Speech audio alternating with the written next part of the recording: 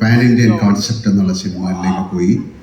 മലയാളത്തിൽ നിന്നും അത്തരം സിനിമകൾ എടുക്കാൻ നമ്മൾ ശ്രമിക്കുന്നുണ്ട്.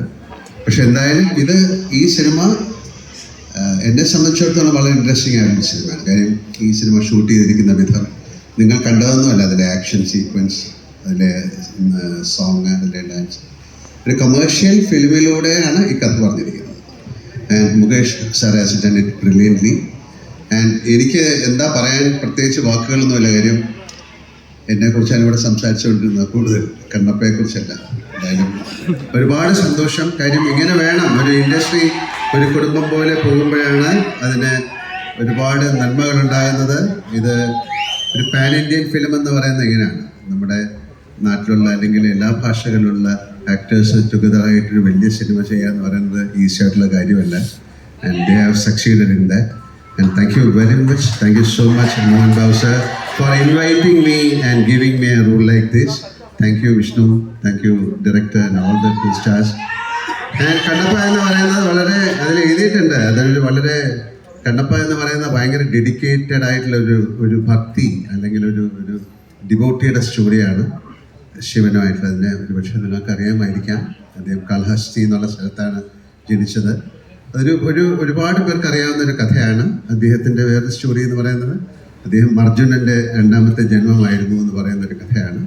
അങ്ങനെ ഒരു കഥയിലാണ് ഞാൻ വരുന്നത്. എന്തായാലും ആ സിനിമ കാണുമ്പോൾ അറിയാം. എന്നെ സംബന്ധിച്ചിടത്തോളം അവിടെ പോയി ഷൂട്ട് ചെയ്യുക, ഇങ്ങനത്തെ ഒരു ഹിസ്റ്റോറിക് അല്ലെങ്കിൽ എല്ലാം പ്രസിദ്ധമായ ഒരു സിനിമയിൽ അഭിനയിക്കാൻ സാധിക്കുക എന്ന് പറയുന്നത് ആസ് ആൻ ആക്ടർ എനിക്കത് വളരെ അംഗീകാരമാണ്.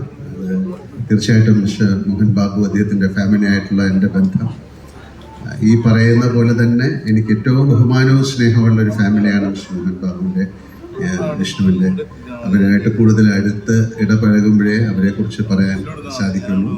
ആ സ്നേഹം, ആ ബഹുമാനമൊക്കെ അനുഭവിച്ചറിഞ്ഞാലാണ് ഞാൻ. സിനിമ എന്നതിലുപരി ഒരു ഫാമിലി ആയിട്ടാണ് ഞങ്ങൾ ജീവിക്കുന്നത്, കാണുന്നത്, സംസാരിക്കുന്നത്. എന്നാലും കണ്ണപ്പ വലിയൊരു എക്സ്പീരിയൻസ് ആകട്ടെ, ഒരു വിഷ്വൽ എക്സ്പീരിയൻസ് ആകട്ടെ. നമുക്ക് തീർച്ചയായിട്ടും ഇത്തരം സിനിമകൾ അത് മൊഴിമാറ്റം ചെയ്ത് മലയാളത്തിൽ വരുമ്പോൾ, കാര്യം ഇന്ത്യയിലെ ഏറ്റവും വലിയൊരു ഇൻഡസ്ട്രിയാണ് തെലുഗു ഇൻഡസ്ട്രി. ഏറ്റവും വലിയ ഇൻഡസ്ട്രിയാണ്. ഏറ്റവും സിനിമയെ സ്നേഹിക്കുന്ന ആൾക്കാരാണ്. അവിടുത്തെ സിനിമകൾ 99% പരാജയപ്പെടാറില്ല. കാര്യം അവിടുത്തെ പ്രേക്ഷകർ ആ സിനിമ അത്രയധികം റെസ്പെക്റ്റ് ചെയ്യുന്നു. അവർ ആ സിനിമ എങ്ങനെയെങ്കിലും സക്സസ്സിലേക്ക് കൊണ്ടുവരാൻ ശ്രമിക്കുന്നു. അപ്പോൾ അങ്ങനെ ഒരു ഇൻഡസ്ട്രിയിൽ നിന്ന് അവരൊരു വലിയൊരു സിനിമ എടുത്തു. ഒരുപാട് വർഷത്തെ ഒരു പ്ലാനിങ് ആണ് ഈ സിനിമ. ന്യൂസിലാൻഡ് എന്ന് പറയുന്ന സ്ഥലത്ത് ഏറ്റവും മനോഹരമായ സ്ഥലത്താണ് പോയി ഷൂട്ട് ചെയ്തിരിക്കുന്നത്. അതിന് ഇവിടുന്ന് എത്രയും ആൾക്കാരെ കൊണ്ടുപോയി വളരെയധികം മാസങ്ങൾ, 2-3 പ്രാവശ്യമൊക്കെ പോയിട്ടാണ് അവരത് ഷൂട്ട് ചെയ്തിരിക്കുന്നത്. അപ്പോൾ അത്ര കഷ്ടപ്പെട്ടിട്ട് ഒരു സിനിമ ചെയ്ത് അത് മൊഴിമാറ്റം ചെയ്ത് ആ സിനിമ എല്ലായിടത്തും തെലുഗു ആർട്ടിസ്റ്റുകളെ കൊണ്ട് അല്ലെങ്കിൽ തെലുഗു ഓഡിയൻസ് കാണുന്ന പോലെ ബാക്കി ഇന്ത്യയിലെ ആൾക്കാർ കാണണം എന്നുള്ള ഒരു സ്നേഹത്തിൻ്റെയും ഒരു ബഹുമാനത്തിൻ്റെയും മേൽ കൊണ്ടുവന്ന സിനിമയാണ്. അത് മൊഴിമാറ്റം ചെയ്ത് മലയാളത്തിലേക്ക് വരികയാണ്. നമുക്ക് നമ്മുടെ ഒരു കടമയാണ് ഒരു ഫിലിമിനെ സക്സസ്ഫുൾ ആക്കുക എന്നുള്ളത്. അങ്ങനെ സംഭവിക്കട്ടെ. ഈശ്വരൻ്റെ അനുഗ്രഹം കണ്ണപ്പയ്ക്ക് ഉണ്ടാകട്ടെ. ഒരിക്കൽ കൂടെ thank you Mohan Babu sir, വിഷ്ണുവിൻ്റെ എല്ലാവർക്കും നല്ലൊരു സായനം നേരുന്നു.